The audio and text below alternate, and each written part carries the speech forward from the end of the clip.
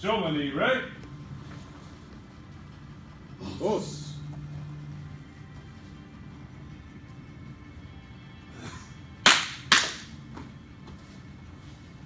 Sit side knee, right? Os. Hi, dozo. Onegaishimasu. Hey folks, I'm Dane Harden with Western Masters Martial Arts. I've had a request from one of the subscribers to do frontal attacks. So this evening we're going to talk about pushes from the front. We'll go over just a couple of things for chokes from the front, and we may even go into just some grabbing from the front. So that we're looking at primarily a frontal attack in aikido. Things that are occurring to the front are called Zenpo. Zen-Kutsutsu. Zen is this idea of forward or frontal. So we're going to look into some of these things. If you guys want to have a seat over here. So with me this evening, I have two of my students. I have Bruce Holbrook. You've seen Bruce on other videos. Bruce is a Nidan candidate. He'll be testing the second degree black belt in Aikido here in the fall or maybe early next year. And then also I have Dan. You've also seen Dan on some of our videos as well. Dan is a first Q brown belt. He's been training with me for about 10 years, getting ready to test a black belt. Dan was also a high school and collegiate wrestler, very skilled on ground fighting, so we get to roll around with Dan quite a bit and we have a lot of fun. So without further ado, we'll talk about frontal attacks. So one of the most common things that we see with frontal attack is testosterone. Two guys are going to get into the mix and they escalate one another through verbal challenges. I call this the testosterone dance. If you read the books by Sergeant Rory Miller, Rory refers to this as the monkey dance. Bruce and I will do a little role play here. We'll kind of show you what the monkey dance looks like. Bruno, if you want to come on up. So I might just be minding my own business and I glance over, this guy's kind of eyeballing me and I'm like, I don't really like this guy looking at me much. And I glance again, oh Lord, he's still staring. It's like, what is your problem? I don't have a problem. You got a problem? What are you looking at me for? I don't know. What are you looking at me for? I'm just standing here, I'm not doing anything. I understand you. What, you think you're tough or something? I think I'm tough as nails. Oh, dude, I'm a martial artist. Look at this skirt, man. I'm gonna don't make me push you around, okay? What do you think? You got something I don't have? I tell you what, you ain't all that tough. You ain't all that tough. That's the monkey dance, right? Guys have great difficulty, especially if we're talking 16, 17, 18, 19, 20-year-old guys, in de-escalating something that looks that silly, right? I could have simply de-escalated this if we rewind that and I'm all the way back here and I glance over and I see Bruce looking at me. And I look over again and he asks the question. What are you looking at? Oh, I'm sorry, sir. I'm lost. I was wondering, can you tell me how to get down to the hub? It's a bank downtown. Do you know where that's at? Oh, yeah, I know where it is. It's just right over there. Bingo. So I asked for some assistance. That's one way to verbally de-escalate. Some people call that verbal judo, verbal jujitsu. Of course, we're Aikidoists. What do we call it? Verbal Aikido, which is by far the more correct term. The other thing that I can also do is to sort of dissuade in this situation, to act like I really wasn't looking at him. So if we rewind and we go back through it again, I glance over. He asks the question. What are you looking at? I'm going to look past Bruce and go, oh, I'm sorry, sir. I was trying to see if I could see what the time was on the clock behind. Would you have the time? No, I don't guess you do. So we try to deflect. Those are two examples that are classic examples of verbal Aikido. All right, so now, the next issue is the frontal assault. So let's talk about a couple of basics. Bruce, why don't you have a seat? Dan, come on up. So on this, we're going to talk about a frontal choke. All right, so a frontal choke. We'll go slow, because I've had a couple of the subscribers say, dude, you move too fast. I really can't see what it is you're doing. So I'll go very slowly so you can see. So if Dan's here and he's choking me, and we can bring the camera in close if you want to, this frontal choke is here. His thumbs are crisscrossing my trachea. He's squeezing. This, for the ladies in the audience, this is something that an angry boyfriend or husband or a jealous lover, someone like that, is going to do. It's very much an attack of very strong aggression, hatred. Usually, it's based on familiarity. The most common attacks in the street, according to the FBI website, are going to be a hooking punch or a shove, which we're going to do all of that a little bit later on. Choke is first. If Dan's choking me, go ahead and really squeeze. Okay, good. I've got about 3 to 5 seconds physiologically in order to do something with that before I start to choke out, right? The baroreceptors you know, they talk about blood chokes, compression chokes. It is the baroreceptors within my carotid bodies that will sense that overpressure and cause the pressure to drop, my intracranial pressure. Okay, I'm putting on my physician hat. When Dan is choking me, I have to immediately bring up a shoulder in order to peel that technique, and I did it too fast. So I'll go slowly. Here, Dan sinks. I want to accept that energy. Notice it's pushing me rear. My shoulder's going to come up, and I just simply turn my body. Now from this position, I can run. I can escape. I can try to strike and fight, so I have two choices. I can repair and repose, which means run, or fight or flight, really run, right? He grabs, shift. I'm in a position now where I can escape. Maybe I can strike, follow up with some other type of technique where I'm moving quickly in order to facilitate the attack. Ladies, I wouldn't recommend that you go to a punch. Why do I punch? Well, I was a kickboxer forever. I have fairly strong hands. I can break bricks and boards and things like that, so my hands are fairly tough. If he's grabbing and I shrug off, palm strike, this strike is a wonderful strike. Let's change that direction. Dan's grabbing, shift. The shoulder is what I'm doing. I'm just simply peeling that off. I have from here, boom, a nice elbow lock if I need to. If I'm in the same position, strike, elbow strike, chop, knee. I can utilize all, okay? All of those skill sets in order to effect some sort of a counter very slowly from here. Or I run. Everybody has a video nowadays, right? Everybody has a cell phone. If I go doing all those things that I just did, and the guy holding the camera happens to be one of our local police officers, he's going to say, I think that guy's had some training. We need to take him to court. So that's something you need to be aware of too. We start talking about rules of engagement, escalation of force. If he grabs my throat, I shift, I run. That's far more acceptable on a video in court than is if he grabs my throat and I'm here, strike, elbow, hit, kick, break the arm. Now all of a sudden, I've probably taken it a little too far. Yeah? All right, we'll stand. Thank you. Go ahead and have a seat. So on that first one, facing you, the grab is coming, my shoulder's gonna come up. As it comes up, I shift rear, and I'm simply turning my body away from the grab. Guarding my J point, you've heard me talk about that in other videos, with my shoulder.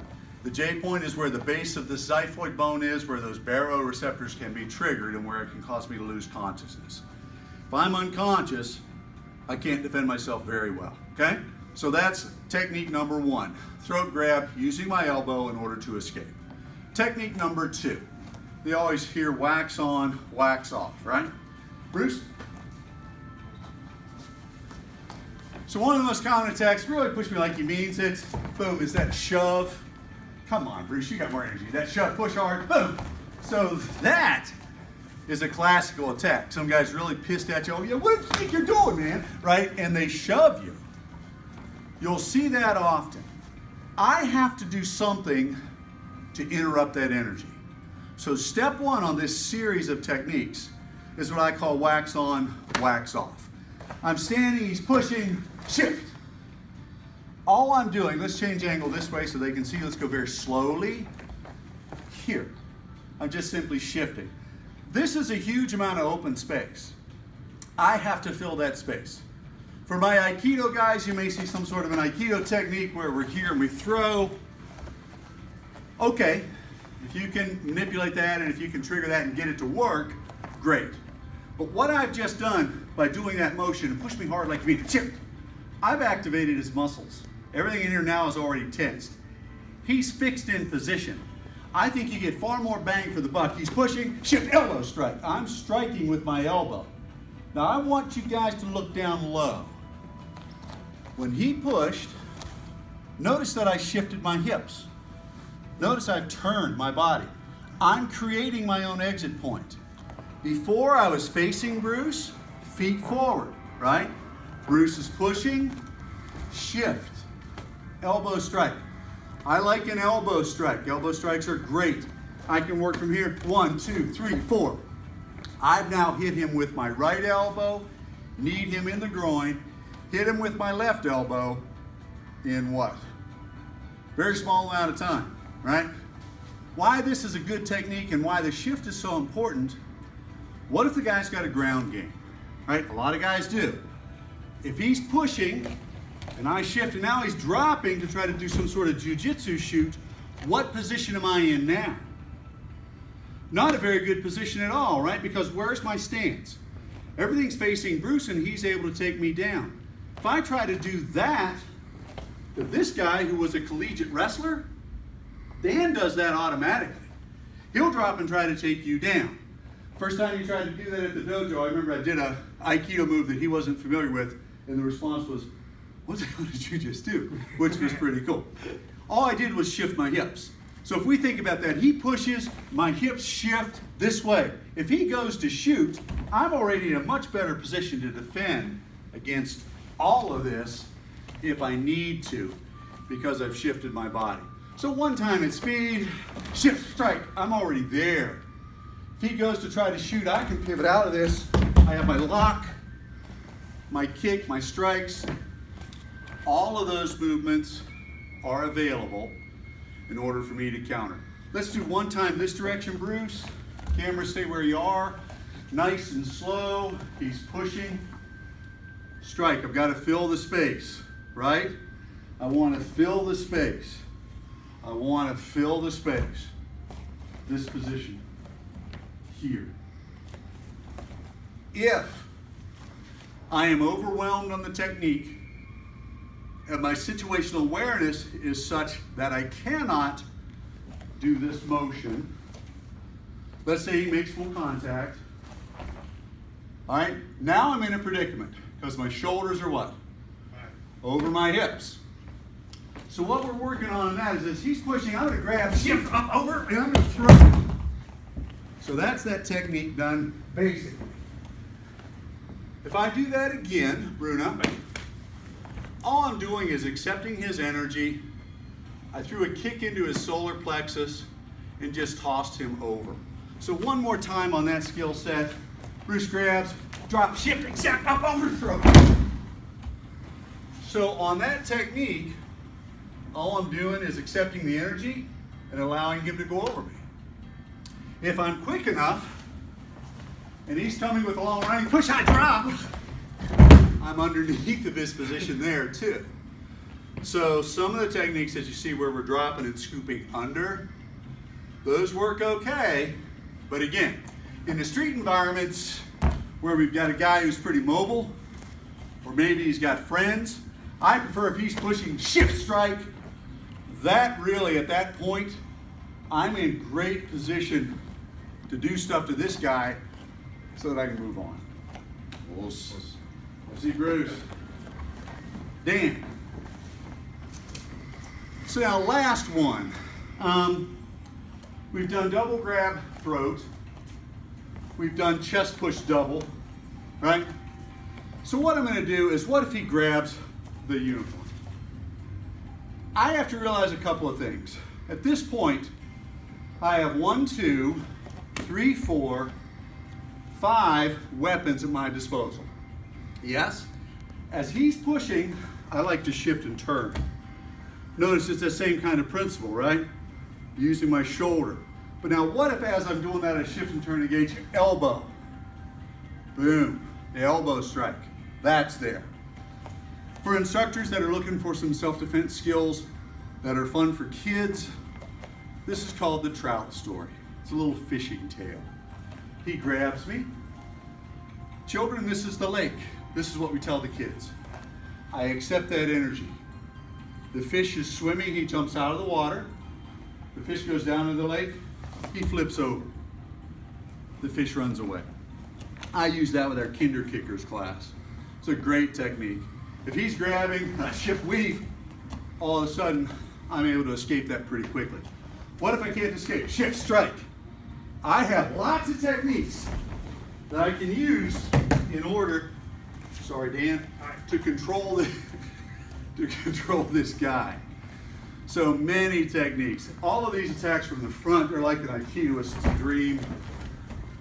You know, we have all of the skill sets you see as he's coming. If I interrupt early, I got thumb. I can control just from a thumb lock, as you can see. Thumb locks are wonderful if you know how to do them. I've been doing this 53 years. Finite skills like that, you're not going to figure that out in a couple of years. That stuff's got to come automatically. All right, so Dan, go ahead and have a seat. Okay, so that's attacks from the front. In review, we talked about monkey dance. We talked about de-escalation. We talked about running and escape. We looked at frontal choke, both hands. Talked a little pathophysiology there with compression, over choke on blood, intracranial receptors, baroreceptors. Instructors, if you don't know what these things are, break out an anatomy book. Understand a little bit about the pathophysiology and the neurophysiology of attack, right? Bruce and I talked about the monkey dance. We talked about the de-escalation of that. The double chest push. We talked about the Karate Kid stuff, the wax on, wax off. But we took it one step further. We waxed on, waxed off, and entered with a good solid elbow strike. So a lot of these techniques have to be practiced. They have to be rehearsed. I hope you had fun. This is your lesson for this week on frontal attacks. I'm Dane Harden with Western Masters Martial Arts right here in Southwest Virginia, beautiful downtown Abington. Thank you so much. Guys, stand up. Feet together. Kiss, keep. Ready. See you guys next week. Look at smiles.